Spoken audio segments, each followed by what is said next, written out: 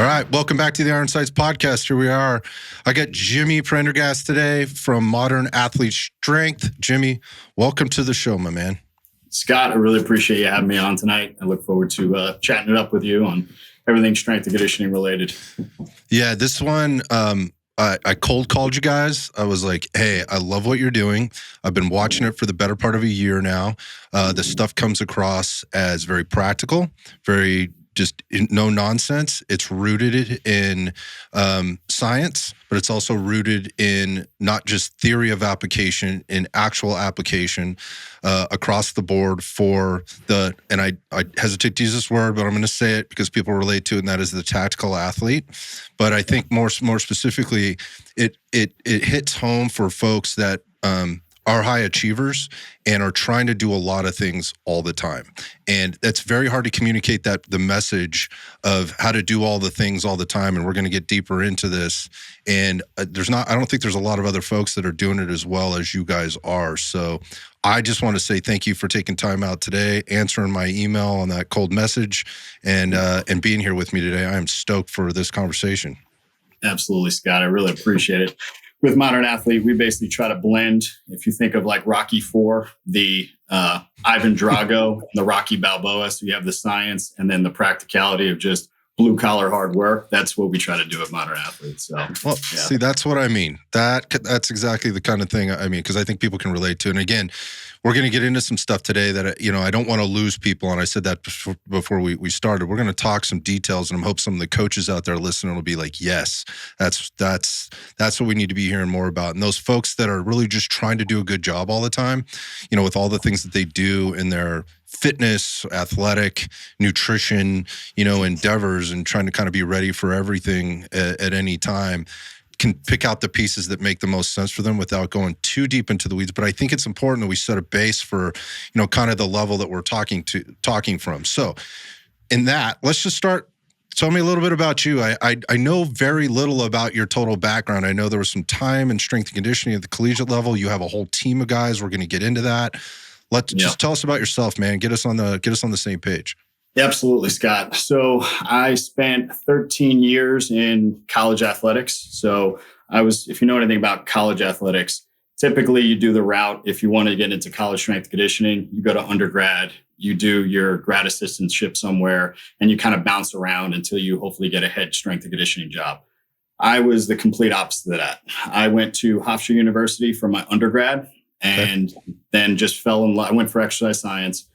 And just to fast forward to my senior year, I did we have to do a 300-hour internship. So I decided to do it with the strength and conditioning department in athletics.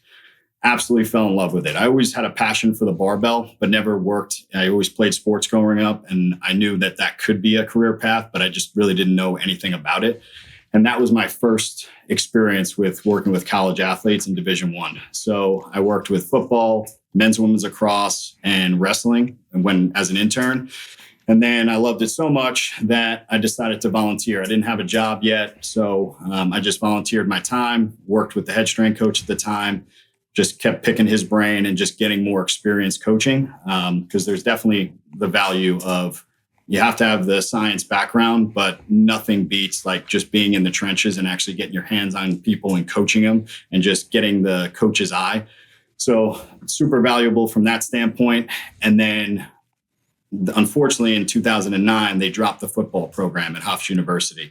So that led to a position opening. And was I ready at 23 years old to be an assistant strength coach? Absolutely not. But as I tell everybody, I told my interns, like, you're never truly ready for anything. You're never ready to get married. You're never ready to be a husband, a father, all these things. But I was like, I'll never forget the head men's lacrosse coach was like, hey man, you ready for this? I'm like, honestly, coach, I have no idea, but I'm going to give it everything I got and I'm going to learn along the way. So it was learning by fire, that's for sure. So I started off in 2000. At that point, it was 2010 as an assistant strength coach. My team responsibilities were men's and women's lacrosse and wrestling, and then just kept progressing my career at Hofstra. I had opportunities along the way, but I just loved Hofstra and stayed there. I actually interviewed for the head job. I forget what year it was, but I didn't get the job at the time. And that was honestly the best thing that happened to me because I didn't have my master's. And the athletic director at the time was like, hey, man, you have all the intangibles, you have the certifications, but you don't have the master's. So what did I do? Mm-hmm. I got the piece of paper. And then the next time I was up for that position, then I got the head strength and conditioning job. So I went assistant, associate head strength coach. And then my last title there was associate director of athletics for sports performance. Just more of an administration role, but I was also still a coach. And then COVID hit. So cut down the nets with men's basketball. It was right during COVID when the world shut down. We cut down the nets. All of a sudden, March Madness is canceled. I'm working from home. I get to take a deep breath. I'm hanging out with my family more. And it's like, wow, I like having breakfast with my kids, having dinner with my kids, and all those things. So decided to make a career switch. Well, not a career switch, still in strength and conditioning, but just moved to the tactical space and just kind of partnered with Modern Athlete. And that's where I'm currently at right now. So just definitely not the normal career path in college strength and conditioning, because usually you have to bounce all around the country. I was able to stay at the same university I went to my undergrad all the way through the rest of my career. And then I was happy and proud of what I did there in the college side. And then I had an opportunity to move into the tactical space, and that's where I'm at. Very abnormal. If that's a word, like it's very, very abnormal in terms of the not having to jump around. I've had several strength coaches on, had several that have come through here at the gym at Red Dot, and now moving on, and they're doing that. They're bouncing around or in the process of bouncing around, and it's tough on you, it's tough on the family, but it's something, that's often it's a requirement. It's like a prerequisite. This is just what happens to get that next position. How cool. Also, how cool and being so cool and being able to see it all happen in the same place. So you're not having to readjust to a new administration, new cultures, things like that. There's probably learning, obviously, that can go on and having to bounce around like that, but it's also not having to start from the bottom every time to kind of navigate your way through, like, how do I navigate this thing, knowing that I know what I'm doing, maybe, or maybe not, and then getting to that next spot. I think the other cool thing about that is understanding both the practical application end of things, like what really happens in the training room, to the business end of it. Being that director, that is something that most people will never get until they are 15, 20 years down the road into their career. And that is after they've been bounced around so many times. So there's probably a lot that you could add to understanding organizational management, organizational structure, working with groups, working with individuals as a coach, like with Modern Athlete now, and maybe working with groups of people and understanding how to manage that culture, what hierarchies look like, and getting programs implemented. And that is not an easy thing to do. You can have the best program in the world, but if nobody does it, it's worthless, right? So 100%.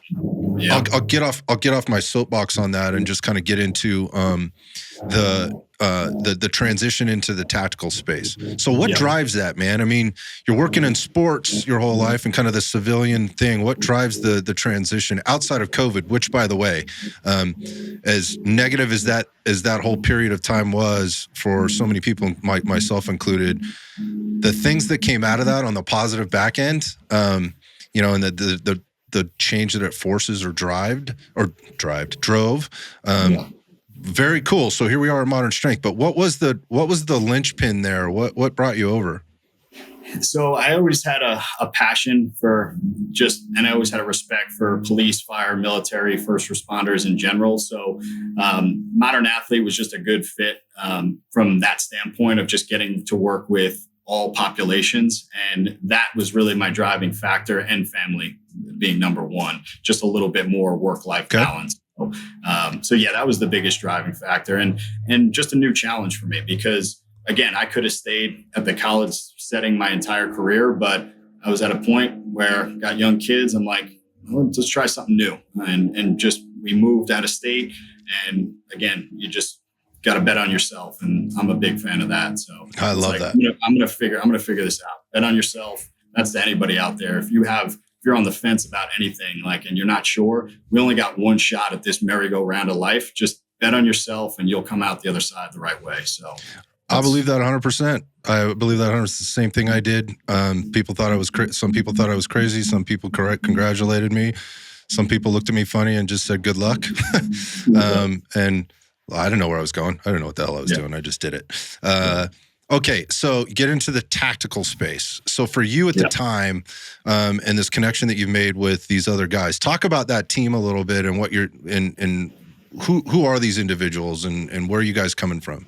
Yep. So we are a blend of Division I strength coaches as well as military veterans, and that comprises our whole team. So it's unique from that perspective, like having the veterans background as well as the collegiate strength and conditioning coaches, because as strength and conditioning coaches, even though I was never a police officer, military, fire, as a strength coach, you just have to have a plan and you have to do what's called a needs analysis. Basically, just same way I would do it in college, you just do it with a different population of human being. Like, all right, in college, working with athletes, what does it take to be successful, to be a basketball player, a lacrosse player? Well, on the tactical side, what does it take to be successful in the military, fire, police? So you just look at all those things, and then that guides the program design. So without getting too far into the weeds of energy systems and things like that, which we could always go into, but that's the biggest thing. So it's nice having the blend of the college and then certified,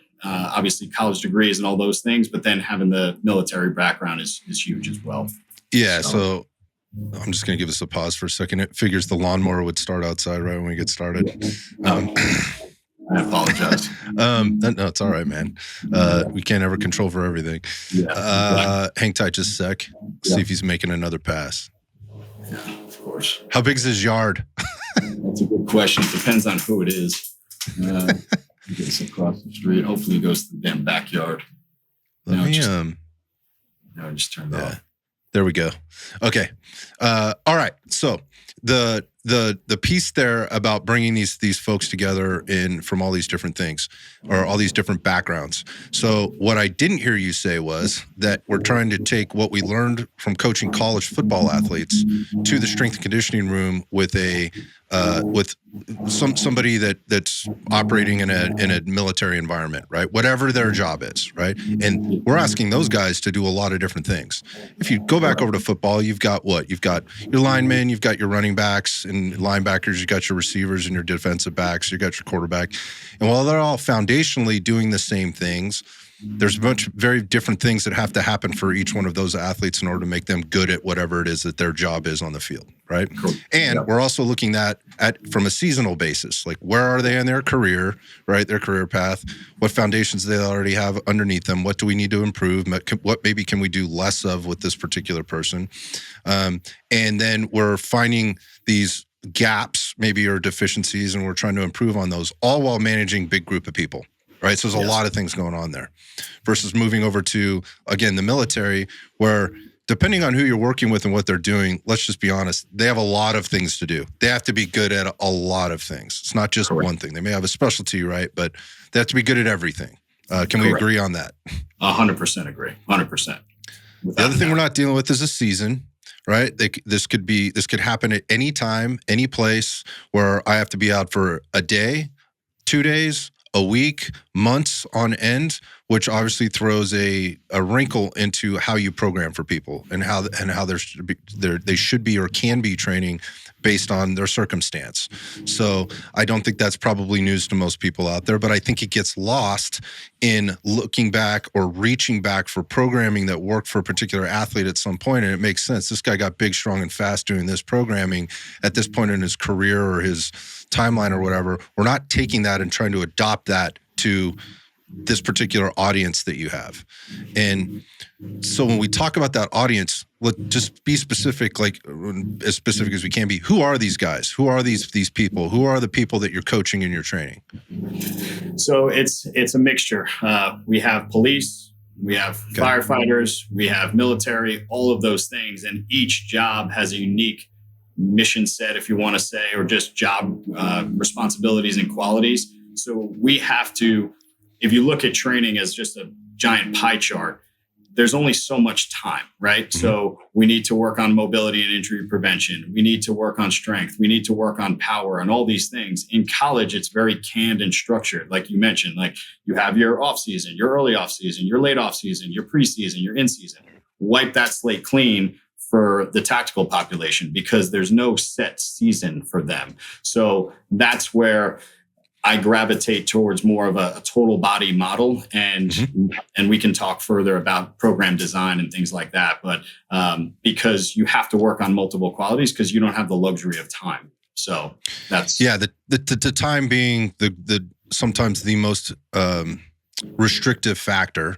Again, the CAN program, when you're seeing your athletes in the training room at NC2A or whatever, they're coming in at this time during this season, then I move to the next group of athletes, and it can be very organized, very structured, and they get into a rhythm, right? They kind of know what they're being asked to do, right? They know this is what the workout structure looks like. This is what I got to get through to today. And I don't want to make it a box ticking session.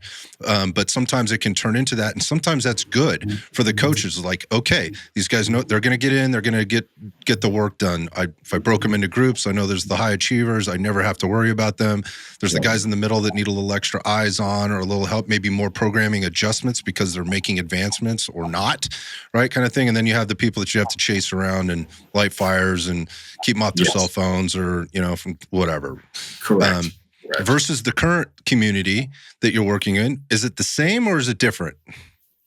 It's with maybe more along the drive and what you have to babysit versus what they can self-manage. Yeah, definitely. There's no babysitting. That's for sure. Absolutely not. So if anything, it's pulling the reins back, which is a good problem as a strength coach.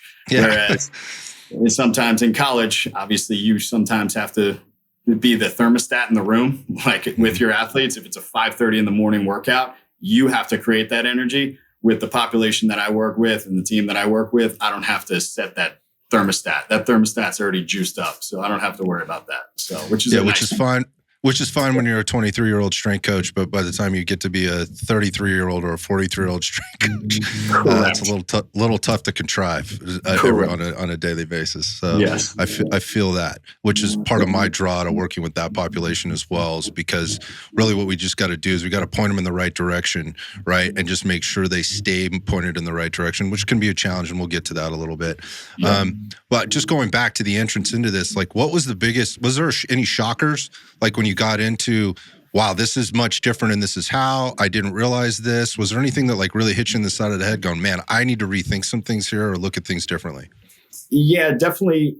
Yeah, obviously every coach has to do a needs analysis. So like looking at all the tactical professions there, you have to see, all right, what injuries are the most common? And can we address those things? Can we mitigate the time? And I'm not talking about like a jammed finger. I'm talking about things that require surgery, cause you not to be able to do your job. And then can we mitigate that with injury prevention on the front end?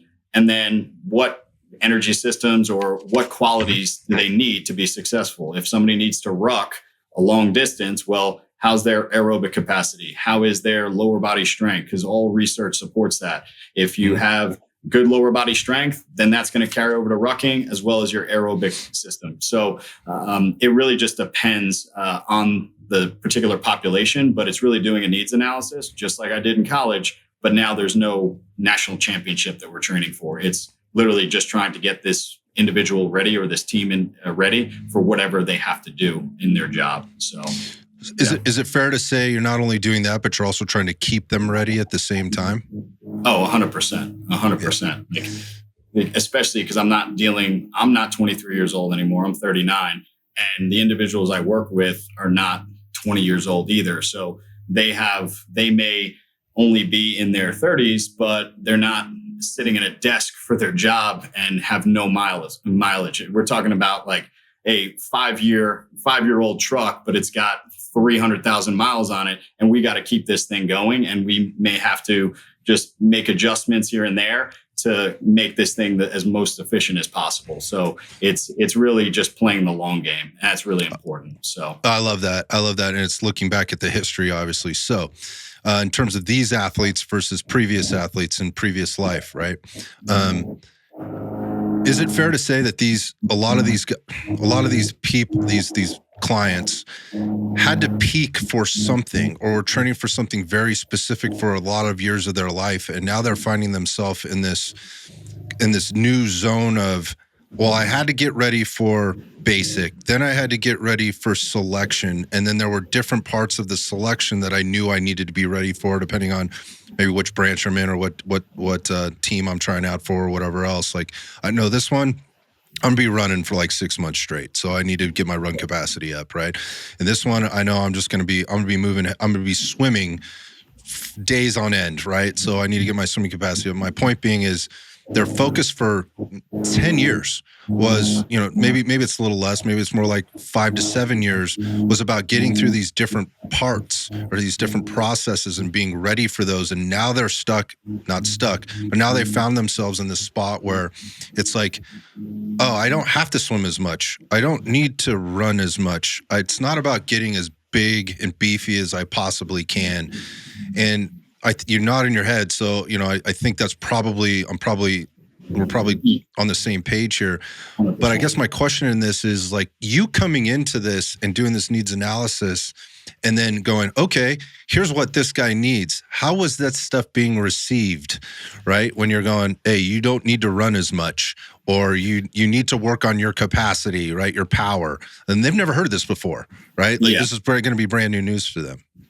So, and you kind of alluded to it at the beginning of the podcast of, as far as a program, like, yeah, I could have a best program on paper, but if I don't have buy-in from whoever I'm working with, the program is useless. I could get somebody to buy into a Zumba program and get great effort out of it if you get buy-in and trust. So the big thing is like breaking the barriers down and not immediately coming at you, Scott, your whole program is messed up. You need to change everything about what you're doing. Like, that's not how you're going to get through to anybody. So you kind of have to build that relationship and then slowly integrate some changes if the changes are warranted, obviously. So, hey, man, you've been dealing with the same knee injury for X amount of time. Maybe try, instead of always having to go for a long zone 2, long, slow run, maybe we mitigate some of those mileage and maybe we throw you on a stair stepper. Maybe we throw you on an incline treadmill walk.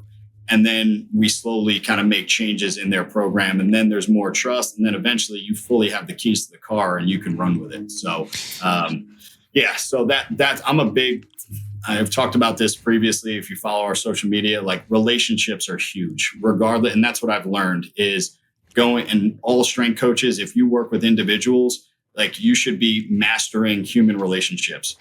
Like college, I had to work with hundreds of athletes every year. Then you multiply that by multiple years, over a decade. You start to learn things and just, you understand sometimes the best communicators are the ones that just shut up and listen.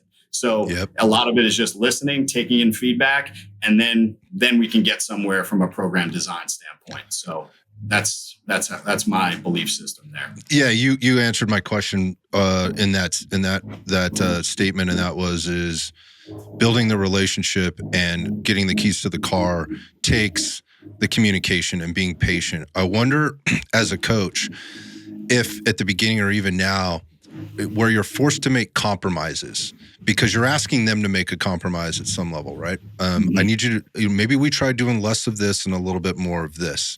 So there's a negotiation process that has to go on there, right? I wonder what those negotiations typically are for a person like you in your position with your athletes. What are the things that come up the most? Let's see.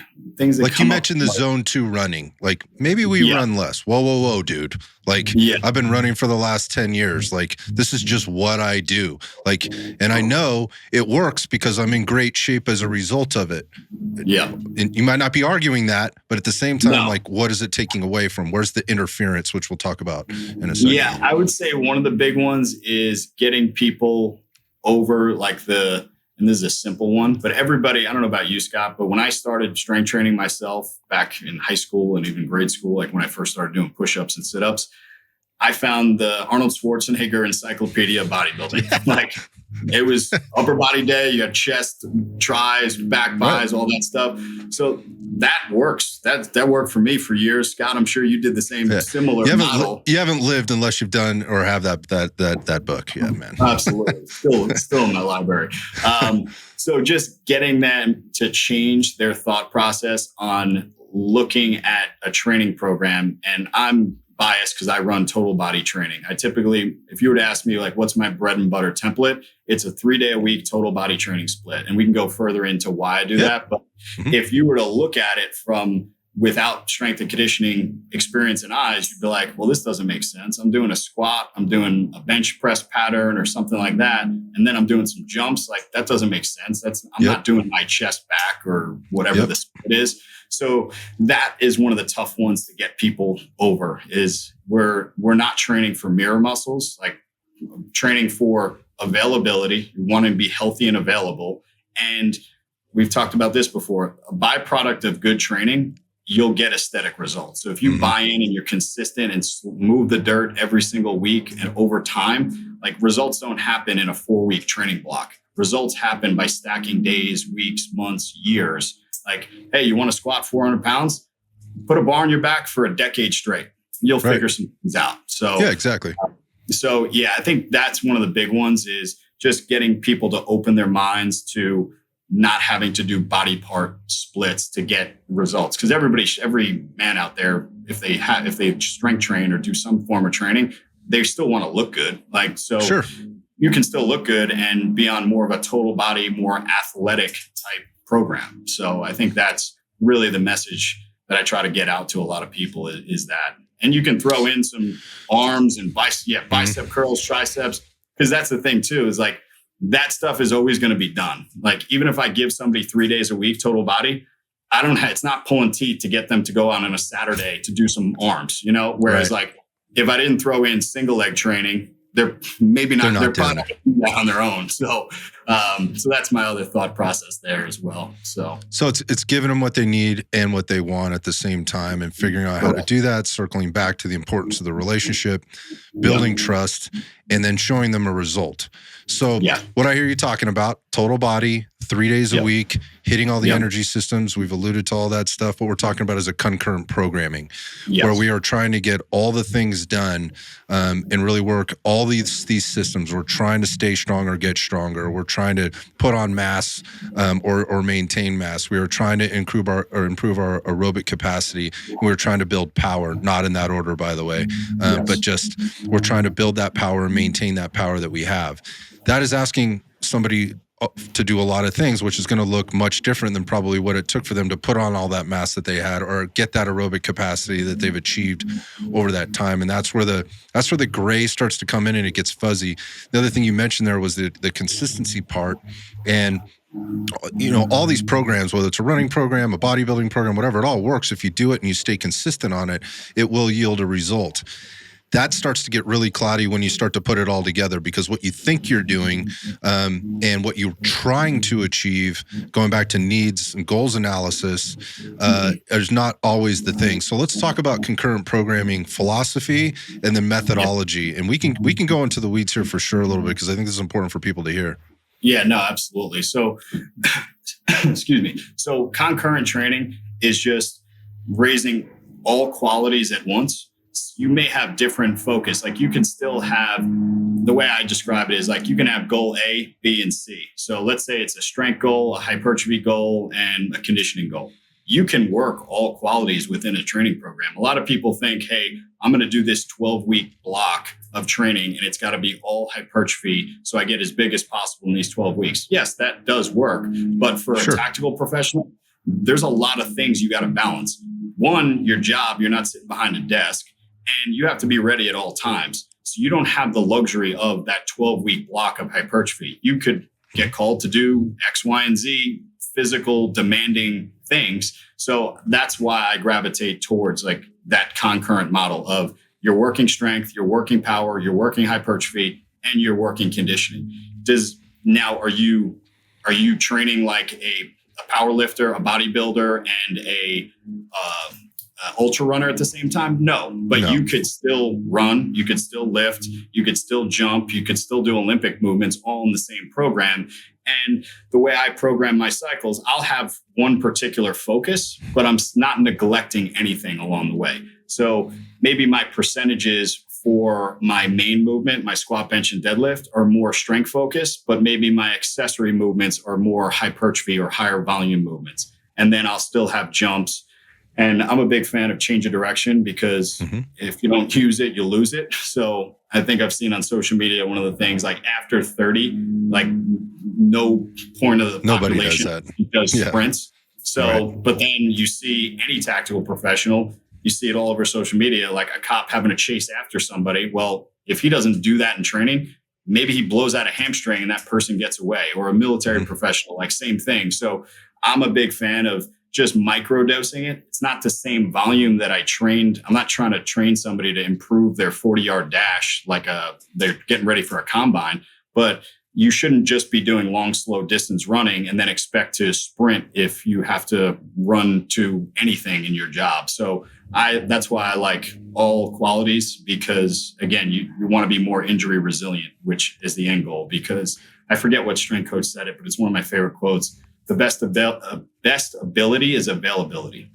It's as simple as that. Like, yeah, you could lift like a power lifter, but if you're banging your back up every 6 to 12 weeks and you can't do your job, that's useless. Yeah, you could squat 505, like over 500 pounds, but you can't put your kit on and you can't do your job. Well, you're kind of useless at that point. So you want to have a balance of absolute strength, which is how much total weight you can move. But really, you want to focus, regardless of the profession, relative strength. The longer I do this, the more I make the importance of relative strength. So how strong you are for your body weight. So, yeah. So you touched on a lot of key words there. Yeah. Obviously, we talked about concurrent training, right, and improving all qualities at all the time. You talked about total volume, very important word here when we're talking about trying to do that. You talked about total strength or absolute strength versus relative strength.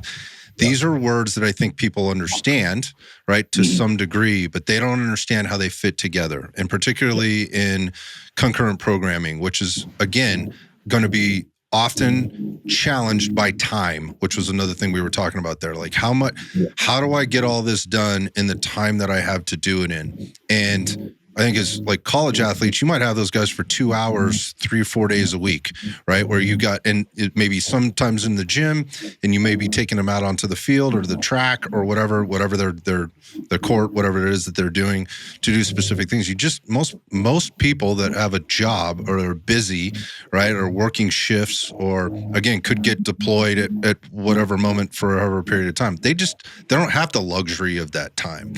So it's putting it all together and getting people to understand how to do that. So just in digging a little deeper into the programming, we've touched on like periodization and a periodized program to get you ready for the event, the 400 meter sprint, that you have to do on the first day of your season, whatever else, at the first track meet, whatever it is. Maybe it's the basketball season that's coming up, and we're prepping people, right, for this. We're going to peak at it, or we're going to work towards a peak, but we also recognize that we just want them to be ready, and part of that peaking happens through the season, and that's timed appropriately. Correct. The point of this being is, in this type of a programming, we're not really doing that. Right, we're trying to improve, but we're not looking for a peak conditioning at any point. If we're doing it correctly, I think what we're going to see is we're going to see improvements or maintenance. We're not seeing things go backwards. If things go backwards, then we can toggle some switches and twist some dials a little bit to figure out what's going on. But the point of this is this is an ongoing program, so you have to get it out of your head. I need to be ready for, maybe in your case, selection. No. That's over and done with, man. That was a long time ago, right? We're in a different place right now. So let's talk just about like periodization as it works within your concurrent programming, and maybe more talk about it in blocks and how you organize yourself. I think that's a term I've heard you use plenty of times, and that's the term that comes to me, is like, how are we blocking our training to make sure we're hitting everything, maybe getting an emphasis in some areas without taking away from others, things like that. What can you tell us without maybe us losing people with all the Yeah, the no, the absolutely. deep physiology and things. When I taught master's level course on strength conditioning in college. And one of the first topics I'd cover is periodization. Periodization in its simplest form is just to have a plan. Like Yep. number one, you have to have a plan. Like I'm not creating a week at a time. I'm building a program out 12 weeks or longer at a time. And yet everything looks linear over time. You start more, meaning more lower weight, higher repetitions, and then you gradually build towards maybe heavy singles, maybe you max out. Everything kind of looks like that, regardless if you're doing concurrent or linear periodization. And again, I don't want to lose people here, but Yep. so I choose, depending on what the end goal for either the client or the group of people, what are they training for? And then, all right, what are the demands that we need to be successful for that particular thing or this particular time? And then you just work backwards from that date. So if anybody out there, whether you're trying to look good on a beach, whether you are trying to get ready for a half marathon, or if you're trying to get ready for tactical games, whatever it is, you take that date and work backwards from that. So if it's obviously you want to have more time, the better, as opposed to, all right, if you have something in 4 weeks, that's not ideal. You want to have a longer period of time so you can build certain qualities to make you successful for whatever that thing is. So it's really individual or team specific, whatever the demands of that thing you're training for. So, hey, if I need to do a long movement under a heavy ruck or something like that, well, we want to do that gradually over time, because everybody, whether it's the military, whether it's fire, I'm sure things have been sprung on them where they have to go out and just do this thing without any training. But if we can control those variables and do it and do a right progression, you're less likely to get injured. Like the main rule I typically follow is 10% increases each week. So make it really simple. We're not going from, hey, we're going to do a 5-mile ruck or a run, and then the next week we're going for a 15-miler. Like that's a massive increase in volume. So you want to slowly make those increases. I typically like to deload every 3 to usually 4 weeks. So my programs are 4-week blocks, build. On the 4th week, I take a deload, let the body adapt, and then I move into the next phase. And then it just broken up like that. So that's my bread and butter. And that's how I block out my training. And then from there, I have a system I follow. It's called the tier system. This is Joe Ken, famous strength coach. Yep, created it. And I think it works really well for tactical professionals, because he basically came out and said, well, my athletes have to basically be explosive in a fatigue state. Well, you think about anybody, especially tactical professionals, you have to be explosive. You could be fatigued. You might go on a long movement, or if you're a police officer, you run a long distance, and then you might have to get hands-on with somebody. Well, you want to train like you fight. So I gravitate towards more of that total body, like I mentioned earlier, but just the sequencing of the way I do it is typically the tier system. And we can go down that rabbit hole if you want, but I don't know if the listeners want to understand too far in the weeds about that stuff. So no, I love Joe Ken and his tier system. I think it makes a lot of sense. It was, people have heard about the conjugate system. We talk about, what's happening at Westside Barbell. And I think people kind of understand that when they're looking at, raw strength and power type of things. And then with the tier system, I think it runs parallel to that, where the way I look at it is it's more built for the athlete, not to take away from power lifters that you're not athletes. That's not what I'm saying. Of course. It's built for the person that does need to run, jump, move, change directions and things like that, because it allows space to put in the particular exercise selection or movement selection in order to make sure that those things get hit. So I love that system. It makes sense. It holds up, and it's not overly complicated. It's complex, and I think people may not credit it as much for that. Like when they're looking at programming, like you're talking about putting together, people don't understand that every rep, every ground contact, every load, percentage of load, every minute that you spend doing something is calculated.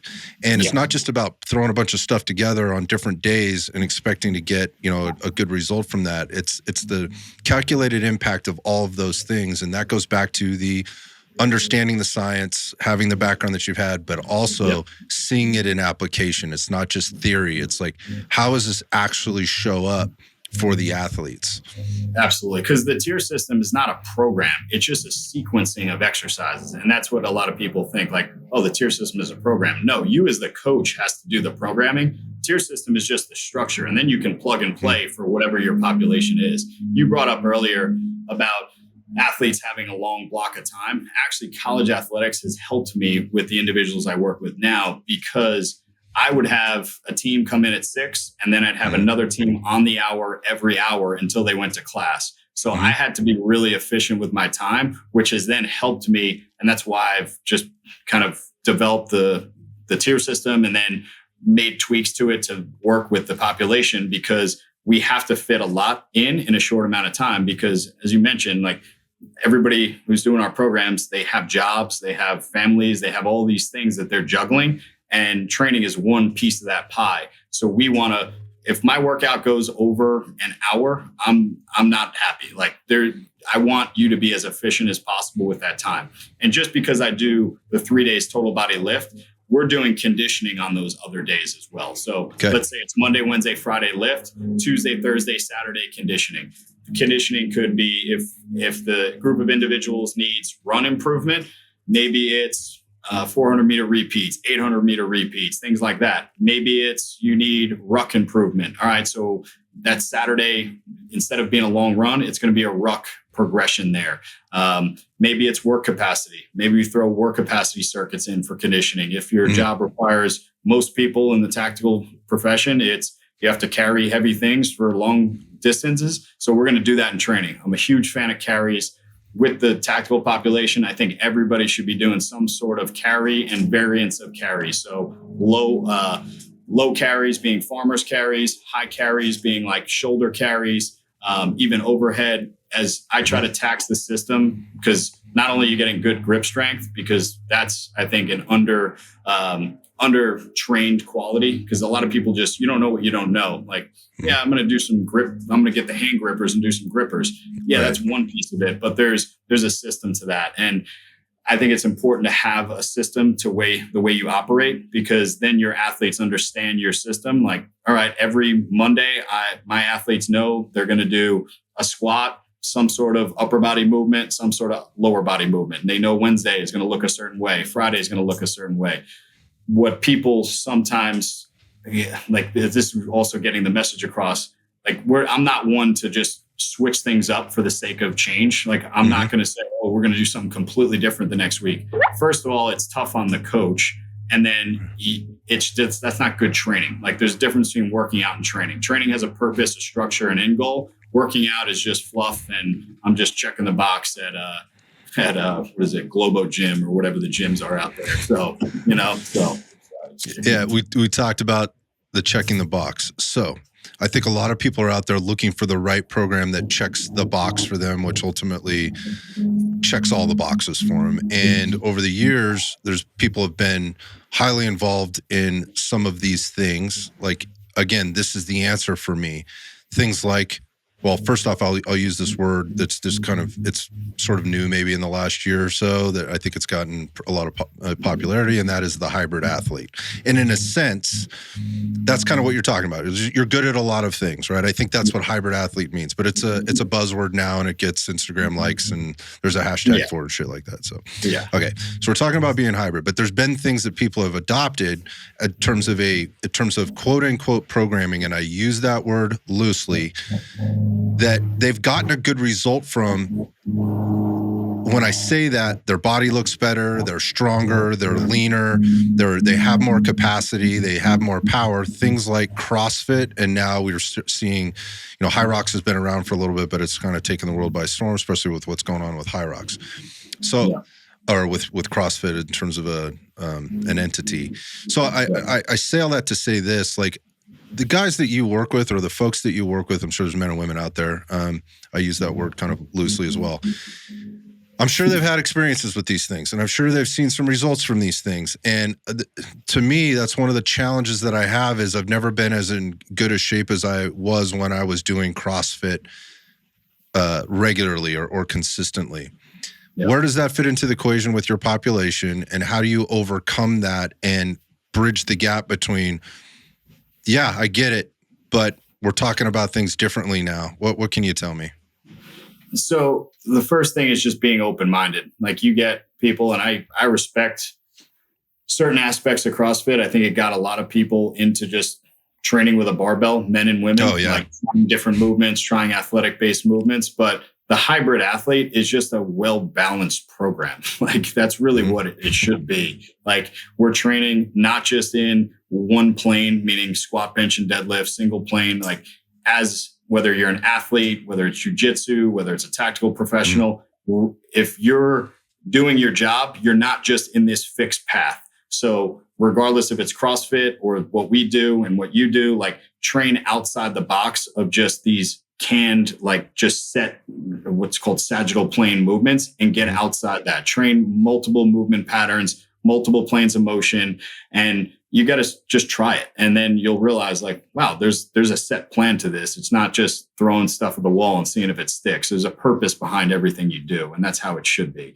And that's how you get buy-in. Like, if you're somebody that needs constant change and constant variety, you need to just take a look in the mirror a little bit and just realize that there's more to training than just, oh, I liked what I did today. Like, most of the days you show up to training, you're not going to like anything you do, but it's probably things you need to do. There's a lot more times where I don't want to do something, and you end up just having to do it because that's what needs to be done. So yeah, for those who fall into those categories of CrossFit or High Rocks, I think there's value to anything. The biggest thing is, regardless of whatever you buy into, and I'm biased to the way we train, but just follow the program as it's written. Don't just constantly make adjustments and then it just watered down. It's not the actual program. So, because I don't think any strength coach out there should live in absolutes. I think you're wrong if you live in absolutes. And I'm not going to judge somebody off their program because I'm not in their brain when they wrote that program either. Right. So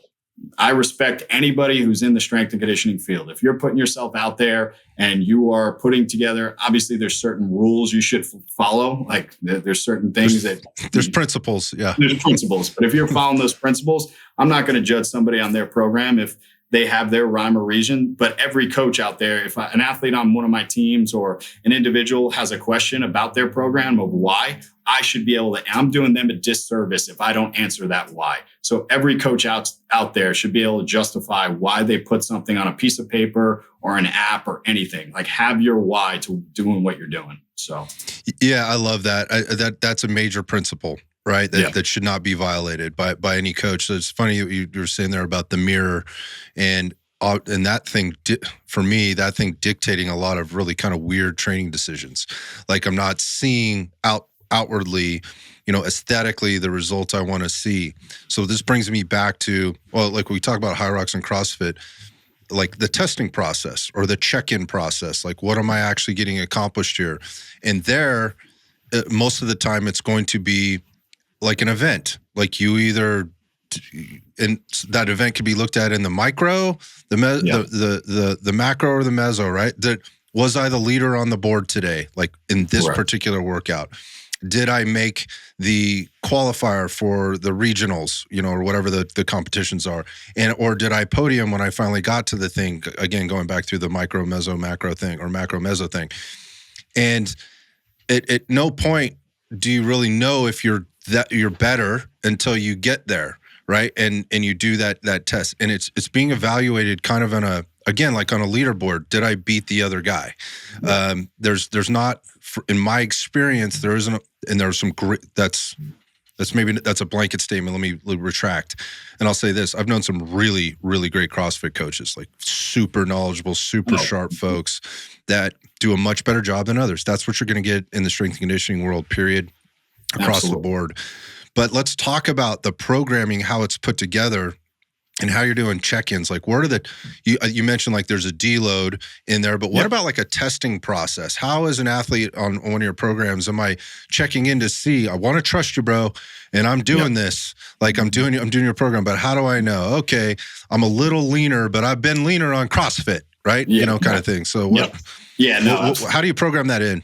So if we're working with somebody one-on-one, we have the athlete film themselves performing a squat pattern, a bench pattern, a deadlift pattern, just to make sure. So basically a biomechanical analysis. How are they moving? Because anybody could say, I dealt with it all the time in college. I would ask a freshman, how much you squat? Oh, I squatted 405. No, you didn't. So they come in and they were squatting 6 inches down, not even anywhere close to depth. So we want to see where they're at technique wise. So technique being number one, because I don't care what your long-term goals are. If you're not moving and having good movement qualities, that those goals don't matter. Let's do it the right way. I'm going to take that grandiose goal of whatever, 405 squat, and let's get you to parallel or below parallel if you're able to.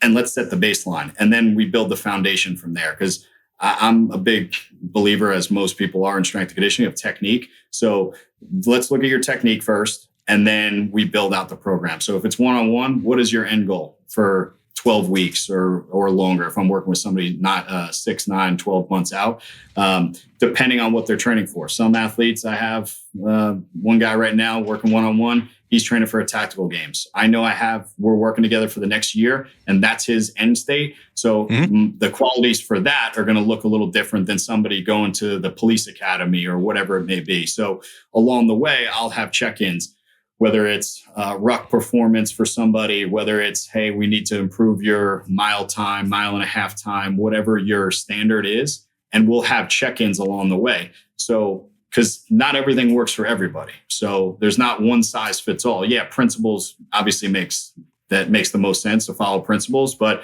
sometimes something just doesn't work with somebody. So we have those check-ins along the way. So you're not at the end of 12, 16, whatever weeks. And at the end, you're like, oh, wow, I didn't improve. Well, we're going to address that along the way. So from conditioning standpoints, I'll throw in run time check-ins or heart rate or things like that along the way.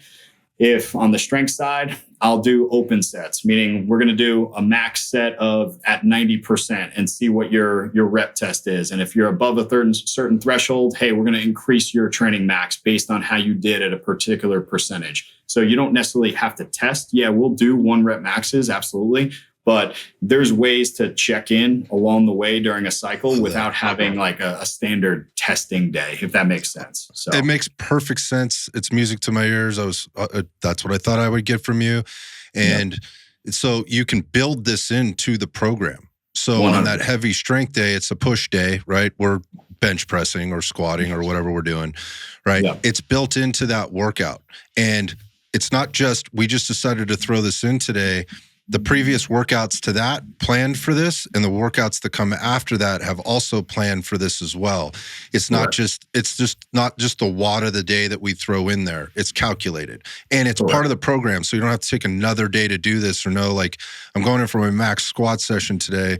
I'm going to be fried, right? Yeah. So the rest of my workout is shit, right? It is, I've now lost all those other components because I've just tax the CNS to a level that I'm done. So everything else is done. And I didn't do my heavy squat day or my test day and then go out and the next day also do my 40-yard dash time. Correct. So again, that might sound obviously very elementary to you, but like I see that happening in other programs. I'm like, who thought this was a good idea? And it's not me bagging on anybody in particular. It's just like, testing is important, and if you program these things right, they should be built into the program, not these on-the-side things that are kind of arbitrary in a way that weren't well prepped for or planned for, because maybe that isn't your max squat. Maybe there's actually 10% more in there, but because you were poorly planned, again, going back to periodization and have an organized plan, this is what you're left with. So you don't really know. You're just guessing. And if you're basing all your other percentages for the rest of your program on those metrics, well, now the best laid plan, as we were saying, is kind of worthless because you're off in too many things. It's a finely tuned machine particularly when we're looking at how you program with the concurrent programming. That's absolutely. Yeah, it's music to my ears, man. It's good. I'm glad we're on the same page. It's not just the beard that we agree on, so it's good. So mine's got quite a bit more gray than yours, though. Yeah, I'm getting there. And along that same line is we'll have tests for absolute strength. So how much total weight you can lift. Absolutely. We'll have a relative strength or relative strength and endurance, like max pull-ups or max push-ups, something like that. because we're including that in the program anyway, but we're going to have check-ins along the way. And then if you work with us one-on-one, then we can obviously dive deeper, be more specific with what equipment you have access to, because that's going to dictate a program. Are you training in a Planet Fitness versus a garage gym versus the University of Alabama weight room where you have all the bells and whistles? So there's a lot that goes into program design. And there's a lot that goes into the individual as well. Some individuals are turnkey. You can do anything with them because they have such a high training age. There's so much experience with training. Turnkey, boom, you can do anything. And the way I look at exercises from a program design standpoint, it's exercises are tools in my toolbox. So what tools can I break out for this individual? Every strength coach wants to break out all the bells and whistles and all the coolest stuff. But does your client need that? No, probably not. So depending on a lot of those factors, some are turnkey, some you need to work with a little bit and maybe dig up the foundation and work with the house a little bit more rather than try to progress them into this advanced modality that they're not ready for. So yeah, it's cool to squat with chains and bands, but if you can't do a goblet squat or a bodyweight squat the correct way, probably shouldn't be doing a program with bands and chains. Just that's one simple example. But it's a great example, and everybody wants to do the sexy stuff, and those chains and bands are sexy. But it's the foundations, right? It's those fundamental things, and then what are your limitations? So there's a couple there. You mentioned things like equipment needs or equipment usage and what's going on there. You talked about the importance of exercise selection. What do they have available? How do I make this work for them based on their very specific needs? And in this case, we're talking about more, you were mentioning like sometimes you get these one-on-one clients that are turnkey. All you got to do is give them the plan, point them in the right direction, and they're off to the races. Best kind of clients in the world, right? Yeah. Low maintenance. We twist here, we toggle there. There doesn't even need to be a ton of communication all the time. When it is, it's very focused, very direct. And at other times, it's a little bit more open, and we're trying to problem solve as we go down the path. And one of those problems or challenges is, I think more the answer is the difference between training the individual versus training groups and where they're entering into the program, particularly like in a concurrent program. So let's say we got a group of 10, right? And they have a specific goal and we put this program together, but they're all at varying levels of strength, speed and power, capacity, mobility, again, some are self-starters and very motivated. Some you got to light the fire a little bit more than others kind of thing. Talk about that a little bit and kind of how you guys overcome that. Yeah. So we just started something with one of our training teams. We have Warfighter, which is a more advanced, intermediate to advanced level program, but we just created Foundations, Warfighter Foundations, which is more of an entry level. Hey, maybe you don't have a ton of experience with a barbell. We're going to set the foundation so then you can progress into more advanced modalities and things like that. If you're working individually or with a group of individuals face to face, you can make those adjustments. And like in college, I had to do that all the time I had freshmen working out with seniors. Well, my seniors would be an extra set of coaching eyes. So they were force multipliers for me. So they could be my eyes and they could help some of those guys along. And then eventually they progress into being able to do these advanced movements. But when you're coaching more on the online platform, that's the system that we've been using, is having a foundation program to build all the right techniques and all those qualities. So then it sets you in the right direction for more advanced training. So yeah, it's a must. It's a must. You have to have an entry point for those that aren't quite ready, even though they want it, they might not be ready for it. And again, that is the challenge of online programming. That is the space that we live in. It's the realities of doing business. And I think that, those foundational programs probably don't get the credit they deserve with regard to how you're building those things up. And nobody wants to say, oh, I'm basic, so I need to do the foundational program first. They want to jump right into the sexy stuff. So the question I would have is like, what kind of like evaluation, self-assessment or evaluation methods, might you guys use, or would you suggest other coaches use in order for people to make those kind of assessments for themselves? Because that's another hard part of this is I've got this group of people, but they're on the other side of the globe, or they're 3 states away or whatever. And I can't get in front of them. So from a business perspective, how do you manage that? Yeah, that's a great question, Scott. In person, it's easy. It's easy to make those adjustments. Virtually and online coaching is definitely more of a challenge. So communication is huge. So we use Train Heroic as our platform. So we can communicate with athletes that way. And if there's any adjustments, hey, I can't back squat because I have this X, Y, and Z issue. I can't hit depth, whatever. We can make the adjustments. Hey, switch to front squat, or just communicating that way.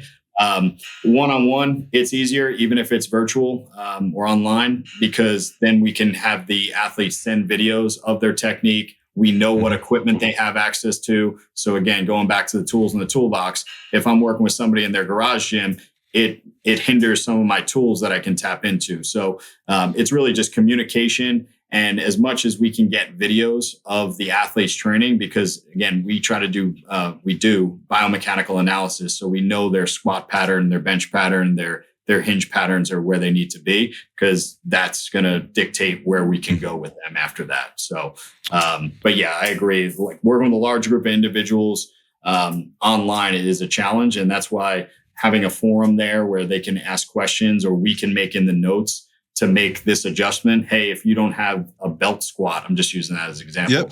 Hey, do this squat instead. Or it's just really giving them, trying to be detailed with the notes that we prescribe our workouts through. So thanks for walking through that. I know, so that's more like a business end of the house kind of thing. And the reason I wanted to have you say that is because if there's people out there listening to a program and they're bought into a program and they're paying for it and they're not getting that kind of attention, or don't feel like they can, that should be a red flag. You should be thinking about that, because good coaches out there are doing what you just said. They're making themselves available. They are making adjustments to the program.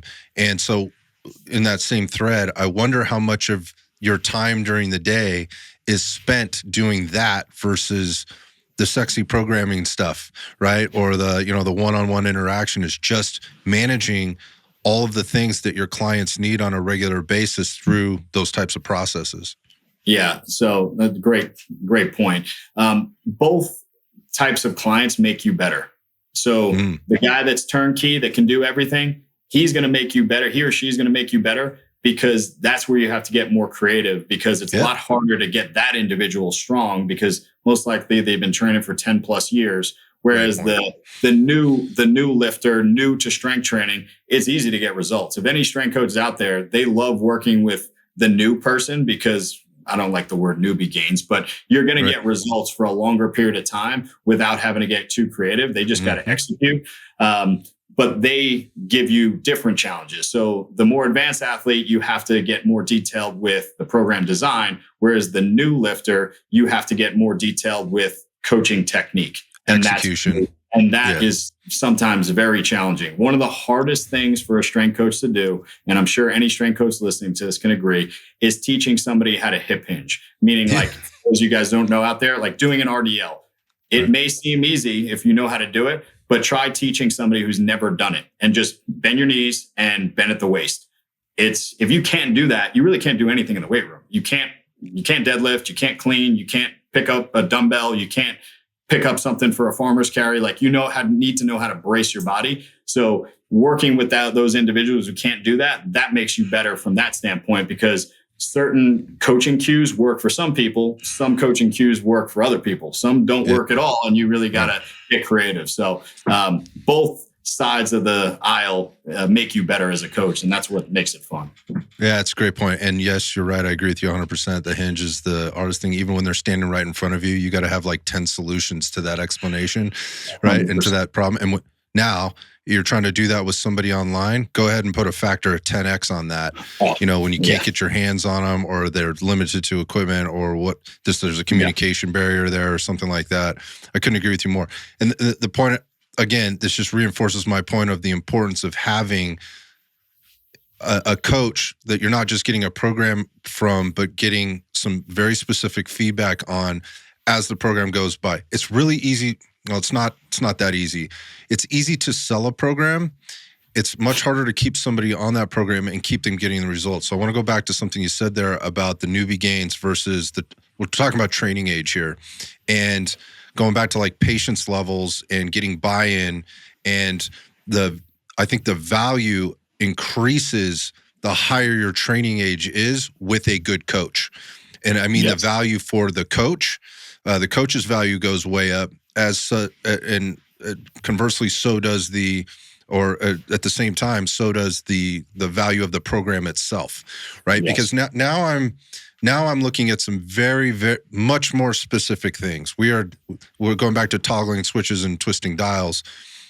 It's much easier for the new person to do that. If I can get you to do the right things the right way, again, the execution process, man, just keep doing that for a while, right? Just keep doing that, and you're going to see the strength go up. You're going to see the speed of power. You're going to see the capacity is going to start going up. When you get deeper into this, and again, going back to the 30-something individual that's been doing this for a long time that you're working with, what tools do you guys use outside of video, if any, to help people? Like, what are your clients investing in, or what are you asking them to invest in if anything? And what I mean by that is, like, are we measuring velocities? Are we doing power plate stuff if they have that stuff available to them? Like, all the cool tools that you would have probably available to you in that Alabama strength and conditioning room, are there things out there that you guys are using or implementing with your athletes to squeeze out those extra percentage points in those different modalities or components? Great question, because I've used it all. I've used force plates. I've used velocity-based units.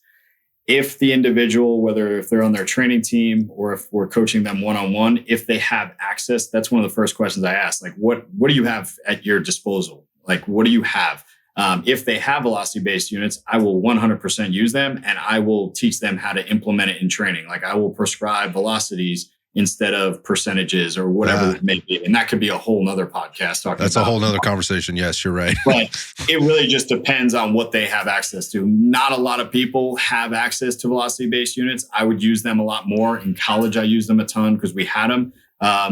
But it's really just opening the line of communication and trying to create a culture amongst your team, whether it's online, definitely in person. You got to have a living, breathing culture, because you're part of that culture, but everybody on the team is part of that culture. So now it's living and breathing amongst. I run Team Lunch Pail on our crew, and the team is incredible. Like, there's communication amongst the members. A lot of times, if I don't see a message, somebody else who's been on the team since day one answers the question because they know how I program. So it's living and breathing. But it's just opening that dialogue and is really important, whether you're coaching somebody in person or virtually or online. So. Yeah, I love that. That another tool you can use is the people that are already in the program that are there to support other people in the program, whether they're on one side of the United States or the other, for that matter too, to jump in there. And again, like, a lot of coaches will, whether it's Train Heroic or they're using Facebook, groups, or using something like Meta groups or whatever they're doing to do that, there can be a lot of chatter that can go on in there. And it can get very unfocused, or it can go very tangent, and there needs to be like somebody moderating it. And if you're the coach that's having to do that all the time, not giving some I don't know what's like autonomy to the group to kind of manage itself, that culture is very, very tough to maintain. You're probably one of the luckiest coaches in the world if you've got members of your group that are on your programming that are also providing assistance or guidance for other people on your program.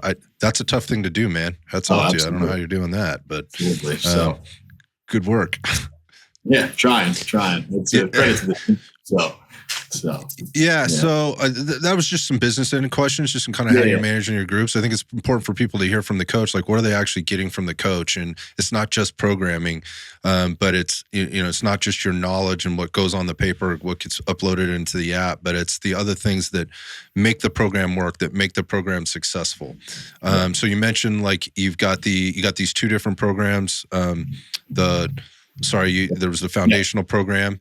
Yep. Warfighter as well as Team Lunch Pail. And then we also do one-on-one coaching. And then we have this program, 90 Unchained. It's basically 90 days where we're giving education to the client, both because we also have a dietitian on the staff as well. So dietitian handles that education. I handle the strength and conditioning education. So we're giving them education along with a strength and conditioning plan as well as a nutrition plan, and then one-on-one coaching. is one-on-one coaching. They get strength conditioning, communication, obviously with the coach. So there's a couple different layers to what we do. So but it's the important layers, man. So like it's the nuts and bolts. It's that make the thing go. And it's also, a little bit of leading the horse to the water, and then maybe they're not drinking all of it yet, but you can make them really thirsty by hitting them with all those different angles, with all those different people. They're not hearing from the same person every time, right? So you're hearing some different perspectives and whatnot. And again, I think that's an important part of working in a situation where, like, I'm investing in this program. How much is this person on the other end of this program really investing back into me outside of the 8 hours it took them to write this thing? And I should just pay them for that. So again, just a different level of coaching. And I don't want to beat that up too much, but I'd be hard pressed to find anybody that's been in the, had fitness endeavors for a long time and hasn't purchased something online. And there's a stark compare and contrast to what you get, from one program to the next. Not to say the programming wasn't good, right? The program might have been great, but what did I get to support me in that programming to get me to my goal or to help me avoid falling into a pitfall or winding up in a gutter somewhere that I didn't even realize I was number one getting myself into, or now that I found myself there, like, how did this happen? Like, how did I get here? Those are very frustrating things for clients on the other end, and they're frustrating for coaches, but those that are staying on top of the ball can usually mitigate a lot of stuff. But you do this thing long enough and hard enough as a user, things come up. So having resources to get yourself out of those situations is important. And and especially you as well as myself, like, I'm sure you can attest this. I've made a ton of mistakes in my strength conditioning career. I haven't written perfect programs ever. Like, I've made mistakes in college that I've learned from. So we're trying to make it easy for the individual so they don't have to think. Our job is to do the thinking, steer the ship in whatever direction that we deem necessary. And then the person on the other end of that program just has to execute. We have to explain and get the message out. What is the intent of this? What are we getting accomplished over these 12 weeks? Takes the thinking out. You don't have to think. You just show up, you execute the program, and we'll deliver the results as best as we can. So there's a lot of variables, that goes into performance and the end result. You get 10 people on the same program, you get 10 different results because of sleep patterns, hydration, nutrition. It's a bunch of different things, but it's a matrix. Our job is to steer the ship and just take the thinking out of it for the user. So which is, again, the beautiful thing. If you are one of those users and you finally find yourself in that point where I know I don't have to think about this, I trust the process, I stay consistent with the process. If I have an issue, I know where to go. I know where to get an answer for this. I know at some level these guys are already looking out for me not having an issue. So I just wake up, I wake up, I look at my app, I just know what I have to do today.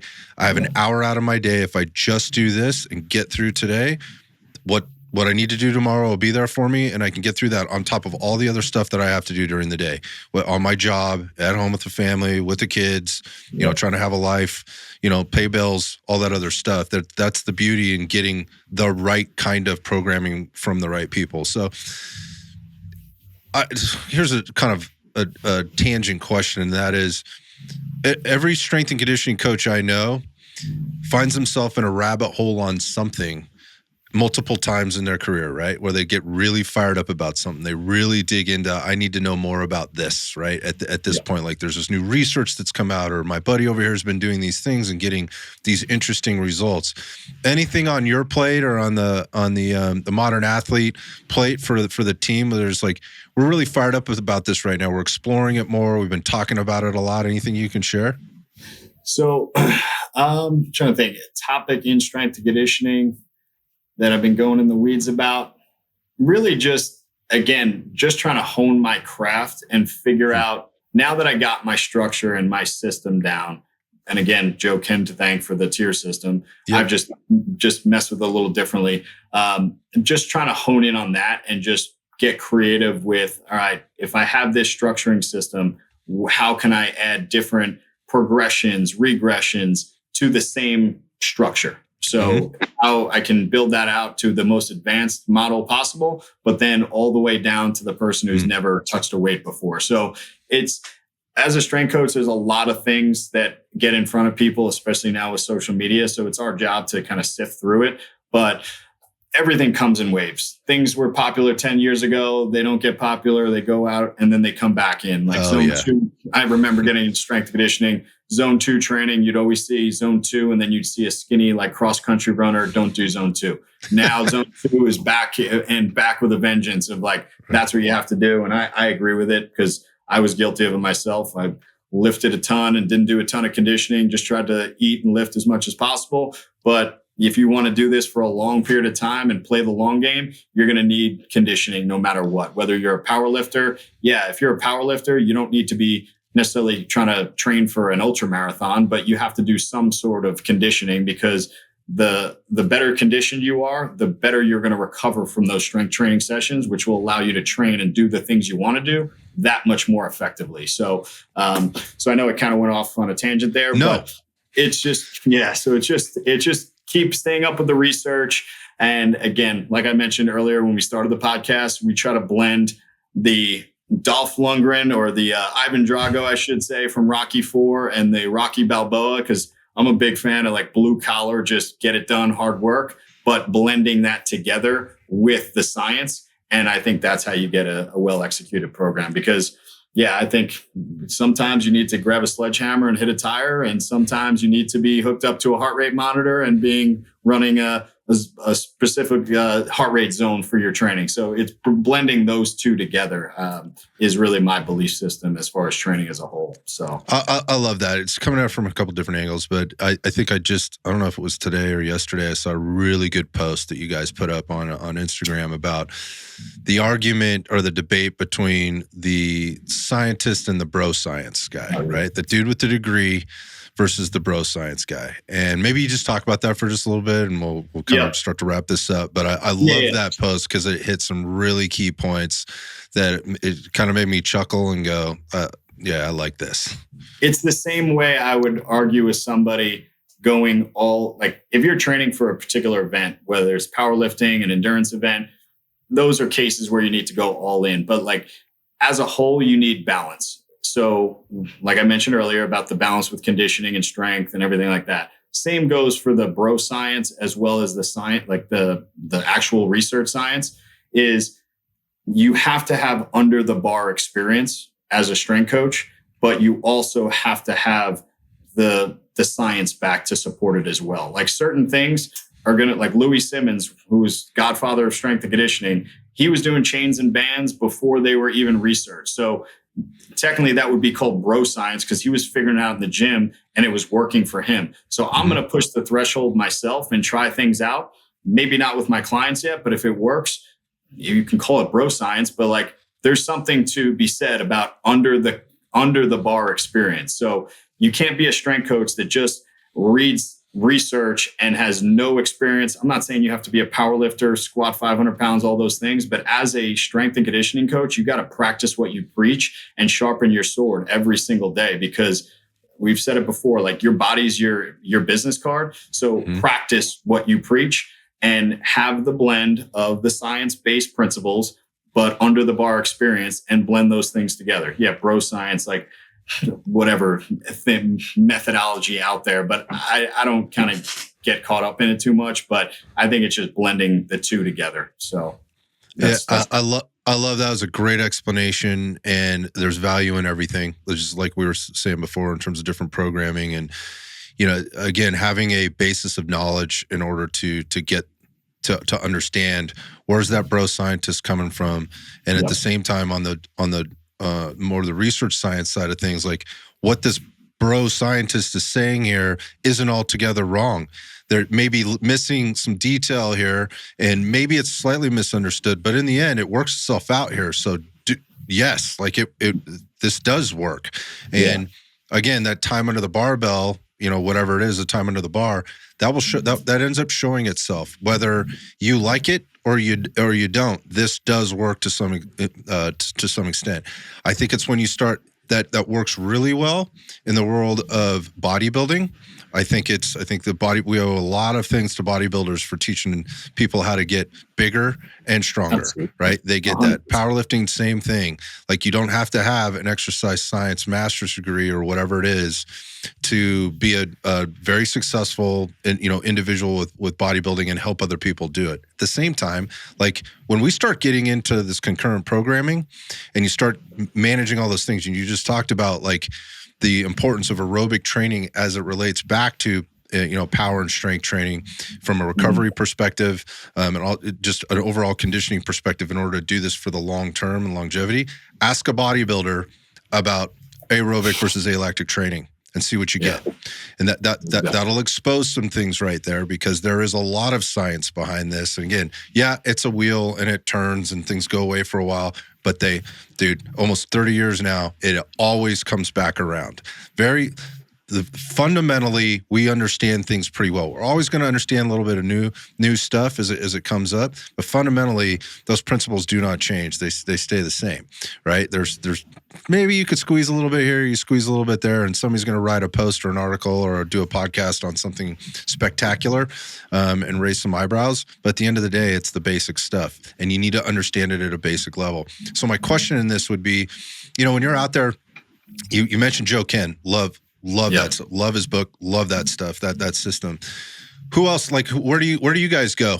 Who do you chat with? Like, who are you talking to out there that keeps you on your toes and fires you guys up, or to debate with, or whatever else?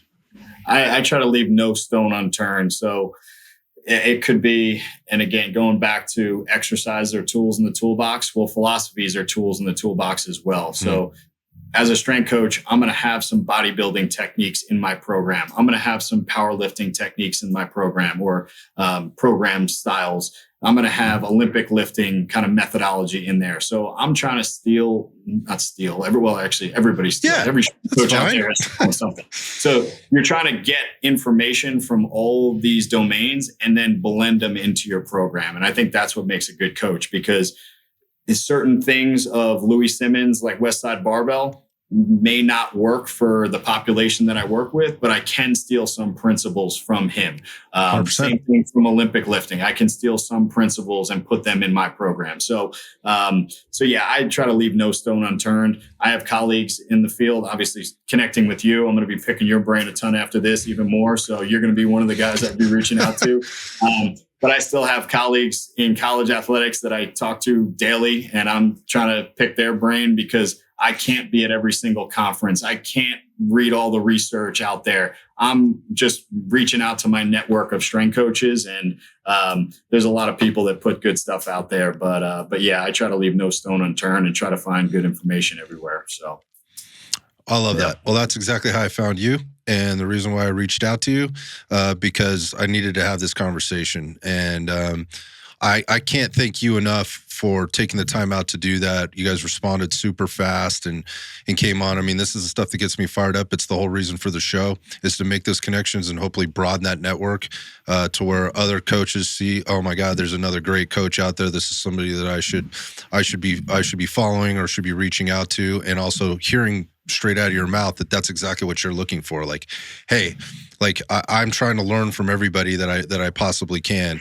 and I think more of that needs to happen. And the strength and conditioning world is, it's a lot like the tactical world or the law enforcement world, or the fitness world just in general is weird like that. It's like, keep your friends close and your enemies closer. This is all a secret. I developed this. This is my system. When really you are just stealing information from everybody else, but I don't look at it as stealing. It's borrowing it. It's using it. And you're putting it out there for free, right? Like we're doing right now. Like, hey, here's the things. You guys are putting it all over your Instagram. There's some really quality stuff there. You guys have podcasts. You guys have, the website where they can go read articles and things that you guys have posted. They can hear from other people. Some really good stuff coming out of you guys, which is, again, that's how I discovered you, and that's why I wanted to talk to you. So, again, Man, I can't thank you enough for this conversation. I have one more question for you, and it's actually like I'm Yeah, going to ask a please. favor, and like Yeah. I need you to promise me something. Is that at some Yeah. point we can get into deeper stuff on another Oh, podcast about some different topics, man? Because without a doubt, brother. there's so many things like that pop up. I go, I need to talk to somebody about this, and just reach out and go, hey, what's your Oh, experience or whatever. So promise me we can do this again sometime. oh, 100%. Because during the whole podcast, there was opportunities. We could have made this thing 4 hours long if we wanted Yeah, to. totally. But absolutely, Yeah. I'd be honored to. And I truly appreciate it, Scott. I think what you're doing is great because as strength and conditioning coaches, I think sometimes we get in our own silos and we don't do a good job of kind of expanding out. And like you mentioned, sharing that information. We're all fighting the same fight. So we should be willing to just share this information through trial and error and all these things. So what you're doing is incredible. And I'd be honored to come on again. And for all you guys listening, I truly appreciate you guys listening to us talk for the past 2 hours. I think it was awesome for me. So I really appreciate it. So yeah, man. Well, you're welcome. And again, we will definitely revisit this at another time. In the meantime, if there's anything I can do to help modern athlete and yourself, with whatever it is that you guys are doing out there, just say the word. I'm happy to do it. You guys are doing the right stuff as far as I'm concerned. I love it. It's informational, it's educational in that sense. Some of it's also it's entertaining. I love the vibe, and I love the groups of people that you guys are working with too. I mean, your transition out of the collegiate setting into the setting that you're in now, and the types of folks that you're helping out there who need this, who want this, and you're making it accessible for them, and you're doing it in a way that I think people can relate to, which again was a huge draw for me. Like I could talk to a lot of strength coaches. I know a lot of them, and it's very dry and it's very clinical all the time and whatever. And for me, that's fine. But when you're looking at the people that really need this stuff, and who you're trying to deliver the information to and really help, they got to be able to.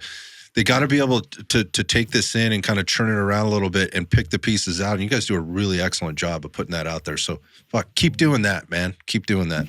Feeling is mutual, brother. I really, really appreciate it, man. And I knew we were going to hit it off right away. Once I signed on, I saw the beard too. So I think I knew this would be an easy one for us. So beard game is strong.